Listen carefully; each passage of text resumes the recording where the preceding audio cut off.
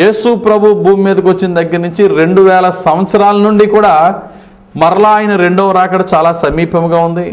సంగమా మేల్కోండి, వేషధారులారా బాగుపడండి, రక్షణ లేని వారిలారా త్వరగా రక్షణ పొందండి, దేవుని తీర్పు రాబోతున్నది, సంఘము పరిశుద్ధ సంఘం ఎత్తబడుతుందని చెప్తూనే ఉన్నారు.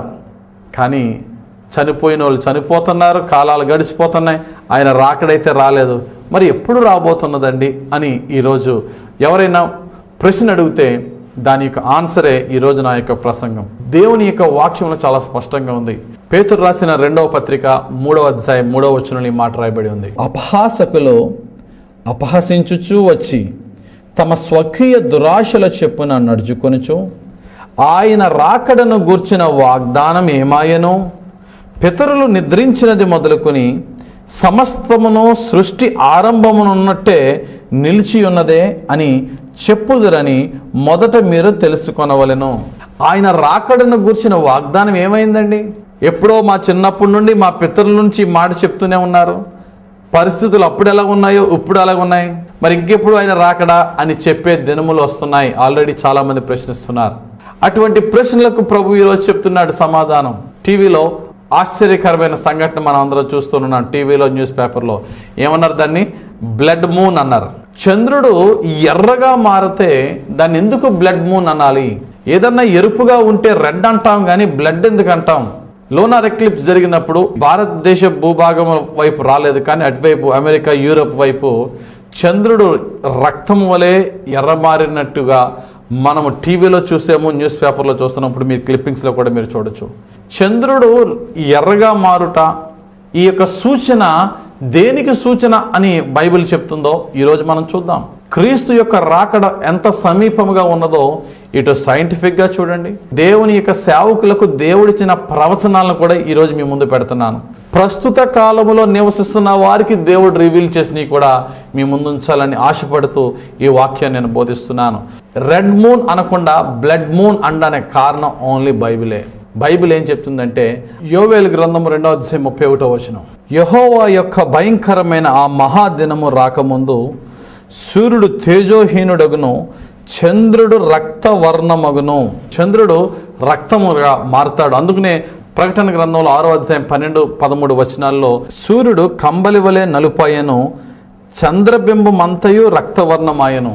బైబిల్లో చంద్రబింబం అంతయు రక్తమాయనని చెప్తున్నారు. కాబట్టే ఈ రోజుని ఆ రెడ్ మూన్ని బ్లడ్ మూన్గా పిలువబడుతుంది. దేవుడి లోకాన్ని తీర్పు తీర్చే ఆ జడ్జిమెంట్ డే రాకముందు కొన్ని సూచనలు దేవుడు చెప్తున్నాడు. చూడండి ప్రియులారా, ఇప్పుడు మనం చూసిన వాక్యంలో చంద్రుడు రక్తమాయను అన్నాడు. ఆల్రెడీ మనకి ఆ యొక్క సైన్ కళ్ళ ముందు మనం ఉంటున్న కాలంలోనే మనం చూసాం. ఎప్పుడు దేవుని రాకడ సమీపంగా ఉన్నా నీవు సిద్ధంగా ఉన్నావా? దేవుని యొక్క ర్యాప్చర్కి, సంఘం ఎత్తబడే సమయానికి నీవు సిద్ధంగా ఉన్నావా? ఈరోజు నేను చెప్పే వాక్యం ఏంటంటే, సంఘము ఎత్తబడే ఆ ర్యాప్చర్కి నువ్వు ఎలా సిద్ధపడాలని నేను చెప్పట్లేదు, కానీ ఆ ర్యాప్చర్ అనేది ఎంత సమీపంగా ఉన్నది అనేది నేను మీకు చెప్తున్నాను. పరిశుద్ధాత్ముడిని ప్రభు ఈ భూమి మీదకి పంపకముందు మొట్టమొదటిగా యేసు ప్రభు వచ్చి నిన్ను నన్ను ఆయన శిలువ మీద ఆయన బలియాగం ద్వారా మనల్ని జస్టిఫై చేశాడు, నీతిమంతులుగా మార్చాడు. అలాగే ఆయన వెళ్ళి ఆదరణకర్త అయిన పరిశుద్ధాత్మను మన యొద్దకు పంపిన తర్వాత పరిశుద్ధాత్మ దేవుని యొక్క ముఖ్యమైన పరిచర్యలు 3. ఆ 3 ఏంటంటే, నిన్ను నన్ను 3 విషయాలు ఒప్పిస్తాడట. యోహాను సువార్త 16వ అధ్యాయం 8వ వచనంలో ఆయన వచ్చి పాపమును గూర్చియు, నీతిని గూర్చియు, తీర్పును గూర్చియు ఈ లోకమును ఒప్పుకొనజేయును అంటున్నాడు. అంటే పరిశుద్ధాత్ముడు వచ్చి నీలో నాలో చేసే కార్యం ఏంటంటే, మొట్టమొదటిగా పాపమును గూర్చి ఒప్పిస్తాడట. మనం చాలా వేషధారణతో ఉంటాం, అలాగే మన పాపాన్ని కప్పుకుని మనం నడుచుకుంటూ ఉంటాం. అటువంటి వానికి ఎప్పుడు క్షమాపణ ఉండదు. పరిశుద్ధాత్ముడు మనలో ఉన్న పాపాన్ని మనకు చూపించి ఒప్పిస్తాడు. 2 నీతి, నువ్వు ఏ బాటలో నడవాలో, నీతి అంటే ఏంటో, నీ నీతి కాదయ్యా దేవుని నీతి అంటే ఏంటో తెలుసుకొని నీతిని గురించి ఒప్పిస్తాడు. Final ministry of the Holy Spirit, important ministry ఏంటంటే తీర్పును గూర్చి ఒప్పిస్తాడు. ఆయన రెండవ రాకడకి సంఘాన్ని సిద్ధపరచుట, దాన్నే శాంటిఫికేషన్. ఈ రోజుని పరిశుద్ధాత్ముడు నిన్ను నన్ను సిద్ధపరుస్తున్నాడు. ఆయన రాకడ సమీపంగా ఉంది. కమాన్, మేల్కో. దేవుడు నీకు సహాయం చేయలాగున నీ కొరకు ప్రార్థన చేస్తున్నాను. ఏకీభవించు, నీ జీవితాన్ని ప్రభుకి అప్పగించు.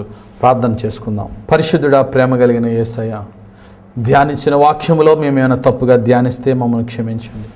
2 బహు సమీపం, 1 నీ రాకడ, 2 మా మరణము కూడా బహు సమీపముగా ఉన్నదని తెలుసుకుని ఎప్పుడు మేము మరణించినా, ఎప్పుడు నీ రాకడొచ్చినా పరిశుద్ధంగా, పవిత్రంగా ఈ లోకాన్ని విడిచి నీ సన్నిధికి చేరే భాగ్యం మాకు దయచేయమని, నీ రాకడకు మమ్మల్ని సిద్ధపరచమని యేసు నామములో ప్రార్థించి వేడుకొనుచున్నాను పరమ తండ్రి.